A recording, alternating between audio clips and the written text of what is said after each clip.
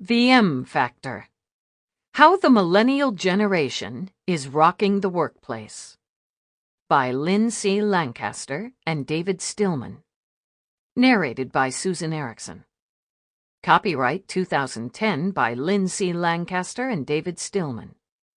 This unabridged audiobook is published by arrangement with Harper Business, an imprint of HarperCollins Publishers, and was produced in the year 2010 by Tantor Media Incorporated, which holds the copyright thereto.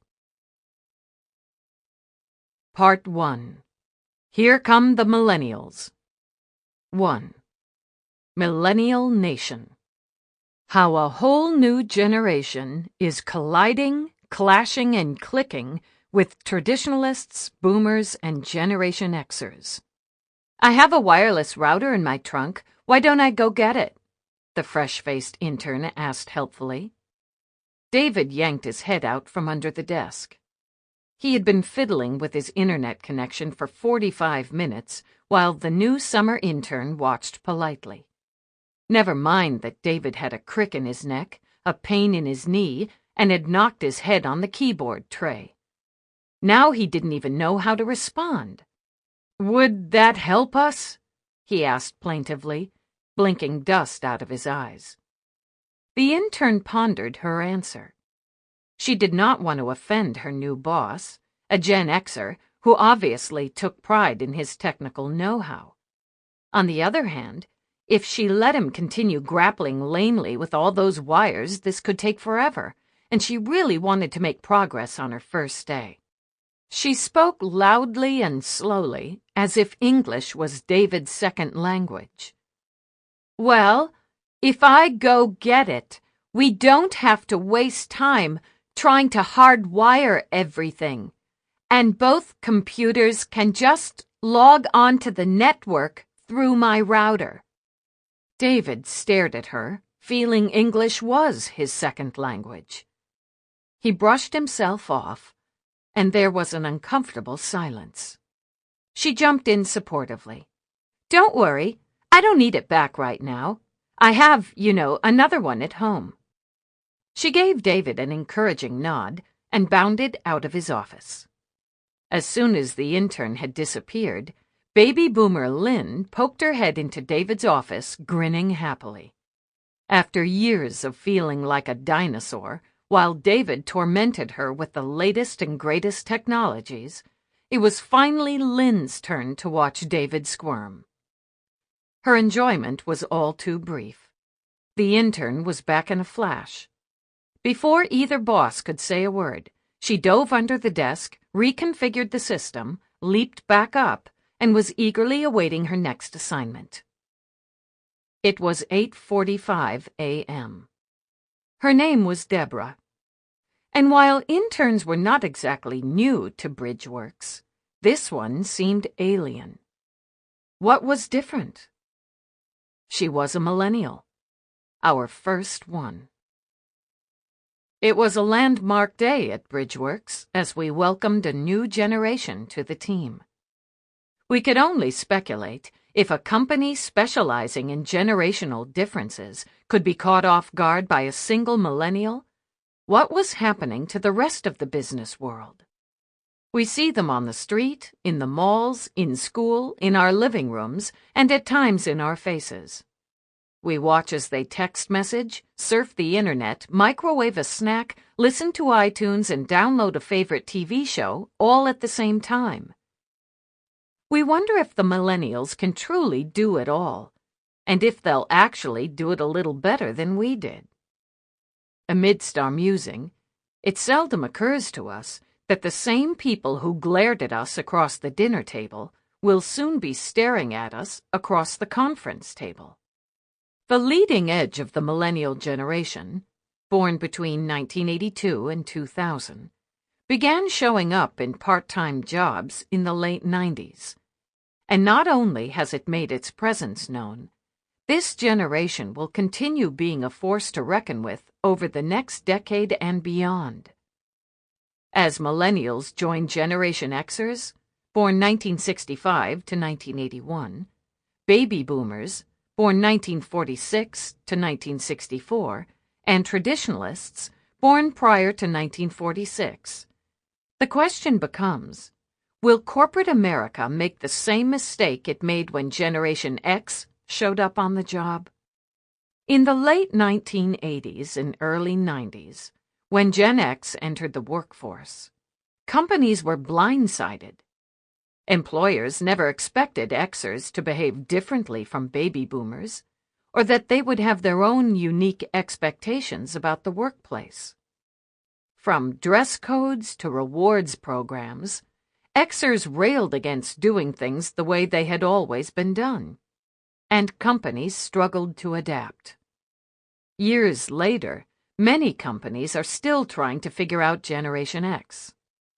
Flash forward, and it's déjà vu all over again as the Millennials make their debut. A whole new generation has arrived in the workplace, and, surprise, surprise, the way it's always been done is getting ready for more renovation. The Millennials, sometimes called Generation Y, Gen Next, the Google generation, the Echo Boom, or even the Tech generation, are 76 million strong and compose the fastest-growing segment of workers today. In fact, this generation is still increasing due to immigration and will likely surpass the 80 million-member baby boom generation in size in the 2010 census. Millennials had barely kicked off their careers when employers started scratching their heads and asking, "Who are these people?" Suddenly, they seem to be shaking up everything, from how the internet gets used at work to whether or not mom and dad are invited to orientation. Identifying the M factor. Since writing our first book, When Generations Collide, HarperCollins, 2002, we have been traveling the country, speaking and working with organizations on how best to bridge generation gaps. This exposure has allowed us to stay on top of the best and next practices in recruiting, retaining, managing, training, and engaging the generations, and also to spot costly new gaps on the horizon. If there is one large looming gap that we have watched organizations slowly recognize, it's the arrival of the millennial generation. While they haven't been in the business world very long, they are already challenging the status quo. In fact, in our national survey, when traditionalists, baby boomers, and Generation Xers were asked to name the toughest generation to work with, they all named the millennials. The more we explored who the millennials are and what makes them tick, the more we became convinced that the best way to describe them is through 7 key trends that shape them and accompany them into the workplace. These 7 trends make up what we call the M factor. Over time, the M factor will alter the way all of us work, but in the process, it will create collisions and spawn divisions as the generations bump up against each other, vying to find the best way of doing things. The outcome will be a negotiated settlement based on what works. That's how change happens. We have titled the 7 trends that make up the M factor: parenting, entitlement, meaning, great expectations, the need for speed, social networking, and collaboration. While what constitutes these trends is described in detail in the ensuing chapters, each can be explained briefly as follows. Parenting. Millennials are their parents' greatest protégés and proudest creations. As millennials enter college and then work, rather than cut the cord, mom and dad are buying an extension. From orientation to the first review, millennials aren't just keeping their folks in the loop. They're taking them along for the ride. Stand back, corporate America. When you hire a millennial, you get 3 for the price of 1. Here come mom and dad. Entitlement. Raised during the self-esteem movement with plenty of praise and emerging as teens, thinking they can accomplish whatever they want to in life, millennials see themselves as a desirable commodity often worthy of special treatment when they enter the job market. They have a lot to offer, but they also expect a lot, from perks to promotions. How will we set realistic standards that motivate millennials without undermining the other generations? Meaning. The American dream is shifting from having a job to having a job that means something. Millennials want to earn a good living while doing work that has value. Whether this means contributing to a company, country, cause, or community. As the economy expands, the pressure is on for organizations to connect the dots for millennials as to how their role fits with the larger mission, and how they can find meaning in their work from day one. Great expectations. Millennials are showing up on the job with high expectations for fulfillment and success. Unfortunately, the job experience often isn't what they hoped it would be, and they change jobs looking for the right match. Traditionalists, boomers, and Xers are caught off guard also when their expectations for millennials go unmet. From how to dress for success to how to communicate in a meeting, employers are finding millennials' skills sometimes miss the mark. The expectation gap between millennials and the other generations must be bridged if everyone is to succeed. The need for speed. This is a generation that has scarcely known a world without a personal computer. Since early childhood, most have been able to access information, entertainment, or other people at the push of a button. How will the arrival of a new generation of multitaskers change the ways work gets done? When is faster not necessarily better? And how will the workplace handle the speed at which millennials expect to learn, grow, interact, and advance? Social networking. Access to information at lightning speed has taught millennials to communicate in new ways. They post, chat, link, and IM passionately about politics, religion, pop culture, and life with people they've never met face to face. Yet these people are part of the powerful networks through which millennials operate their lives. Not only is this generation reinventing modes of communication, they are redefining the parameters of personal and consumer relationships. They will be a tremendous force for revamping the ways we gather information, disseminate it, and learn from it, but only if the other generations are assured this can be done in a responsible way. Collaboration. In school and at home, millennials have been given the floor to express their opinions. It shouldn't surprise employers that millennials are going to show up on the job and expect to have a voice. Giving orders is out. Candid conversations and give-and-take negotiations are in. The trend goes further as millennials are pushing for new forms of leadership and decision-making based on collaboration. They have highly developed skills for cooperation, and they will bring these to the table. But how will the other generations react to this new way of relating? As you can see from these brief descriptions, the trends at play as the millennials enter the workforce are provocative and will challenge the ways many of us do things. While the workplace felt seismic shifts when Gen X came on the scene, we predict those won't hold a candle to what traditionalists, boomers, and Xers will experience trying to work with the millennial generation. At the same time, millennials will be tested as they are faced with learning to adapt to and thrive in well-established work cultures. Our goal is to frame and explain these trends with the attitude that no one is right or wrong. They're just different. And in these differences lie tremendous opportunities. Getting our arms around the millennials. When the topic of generational differences comes up, it's easy to refer to the gap between pet rocks and pop rocks. While popular cultural icons play into every generation's identity, we don't plan to chronicle the death of the rotary dial phone. But we do believe that each generation has been shaped by the events and conditions they experienced during their formative years.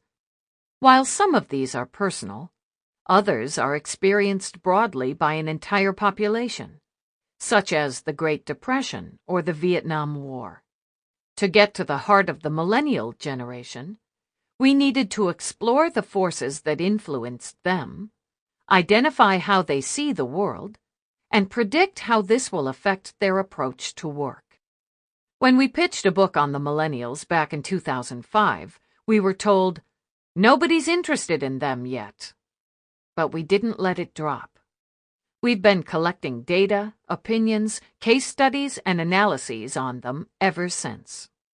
While our research for this book is millennial-centric, it is by no means limited to only what millennials think and do. With each push to learn something new about millennials, we studied and surveyed how our findings reflected or conflicted with the attitudes of traditionalists, boomers, and Xers.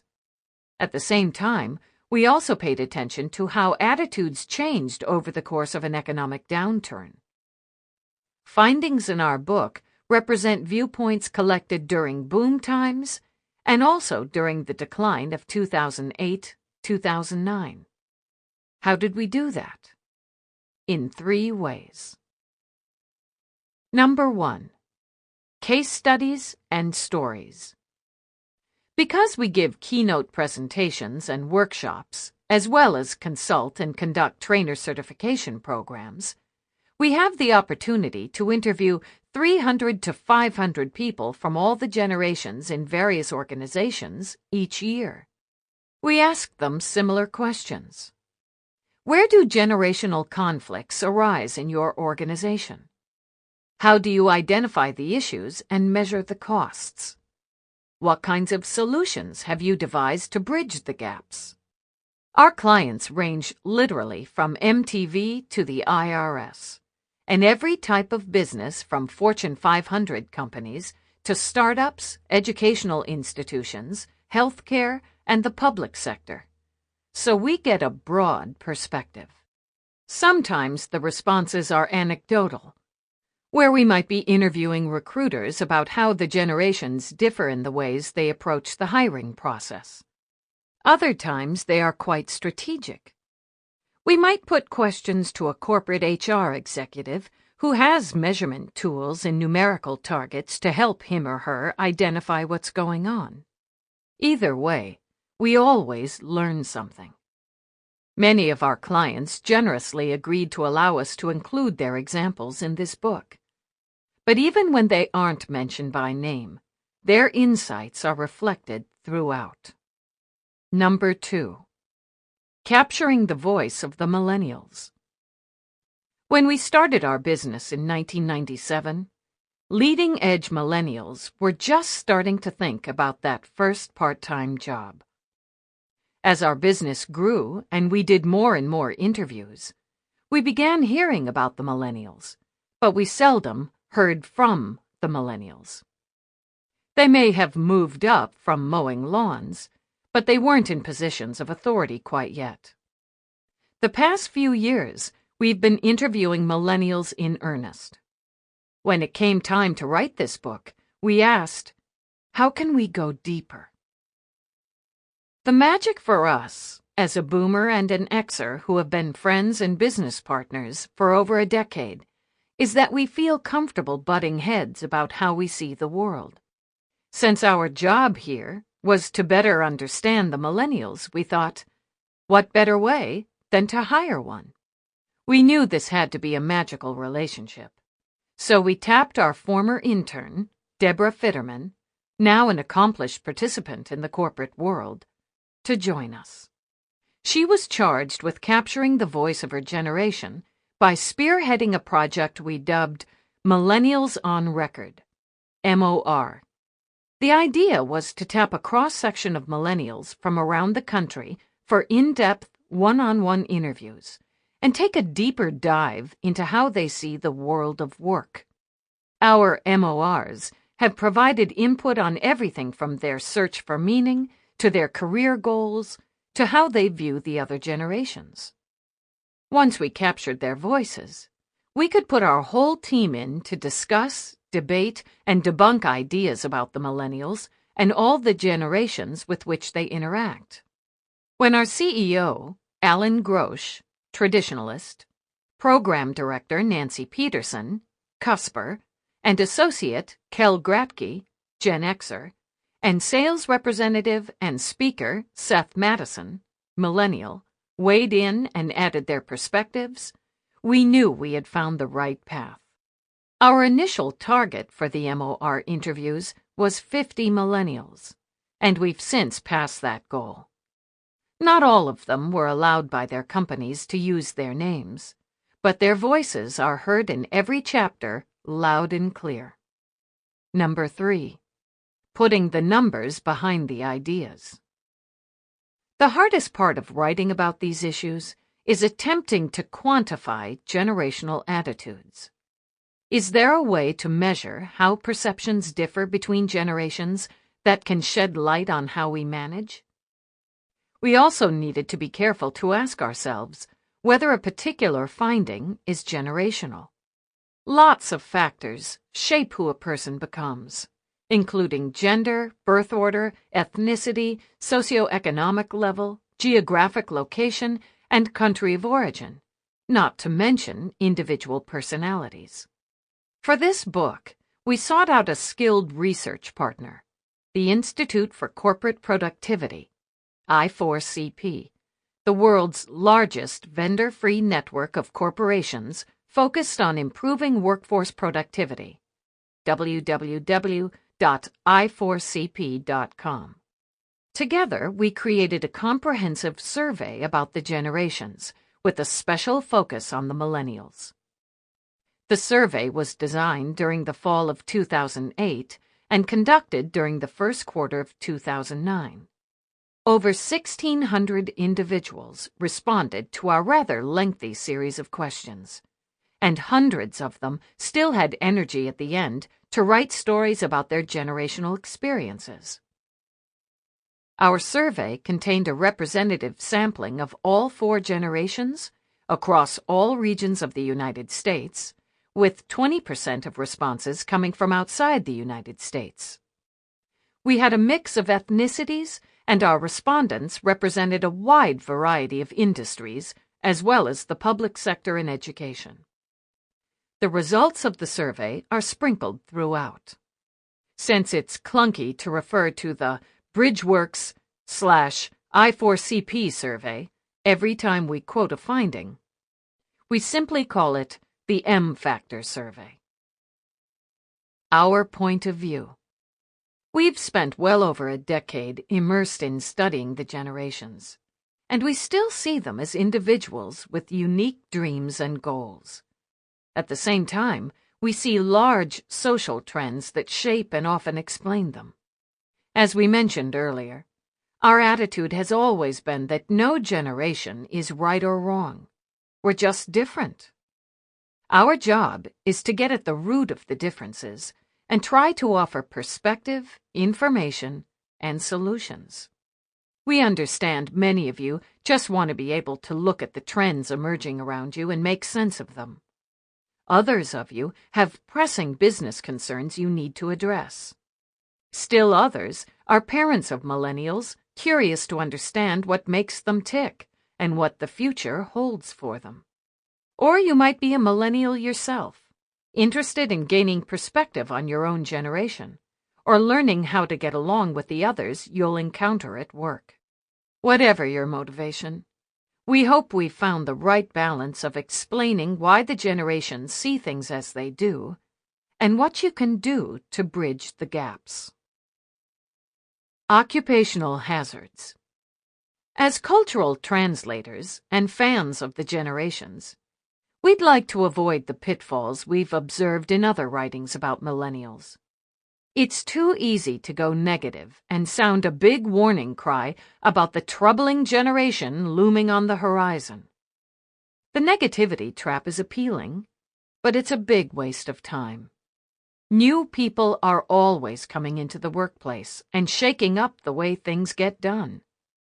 Along the way, processes are retooled, new inventions are discovered, and sometimes the status quo is preserved because against all odds, it still works.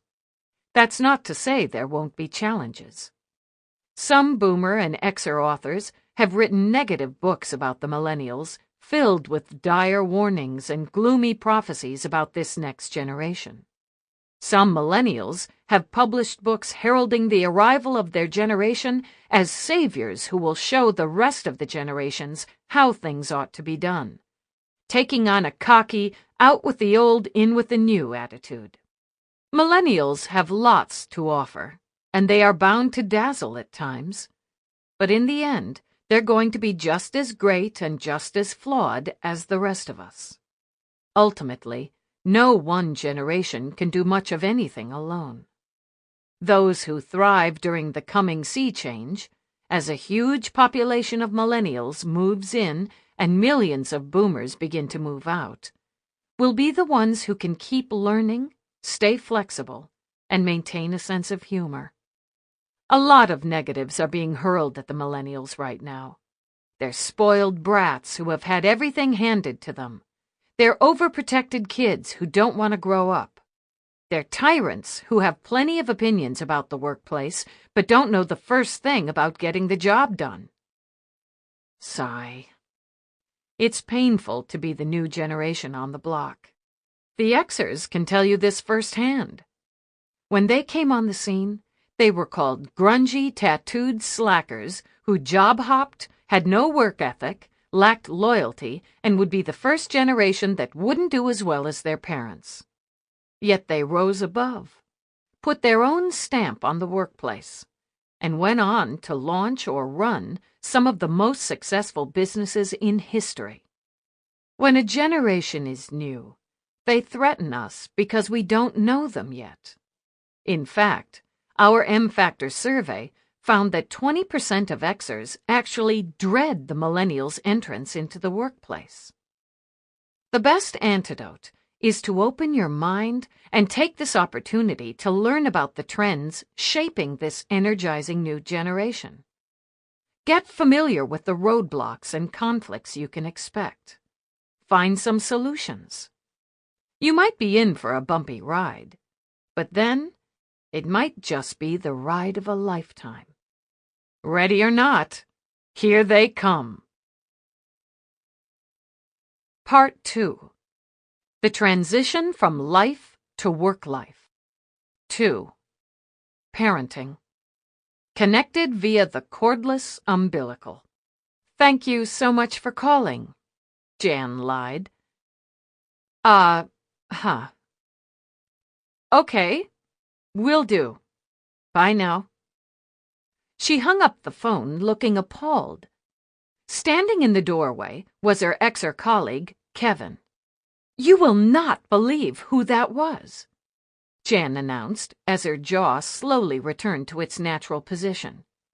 In my 18 years as an HR executive, I have never... What? Remember Rachel from last week?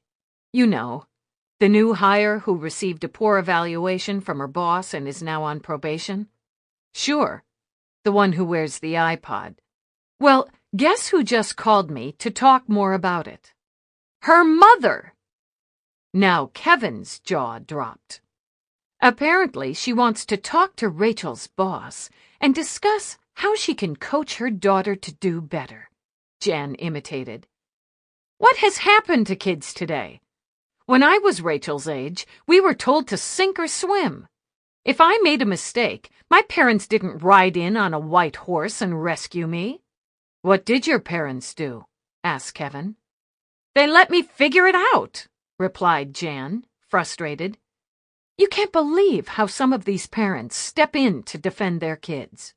I would have killed my parents, Kevin commented as he headed back to his office. Jan let out a sigh and was shuffling papers around when she received another phone call. Sample complete. Ready to continue?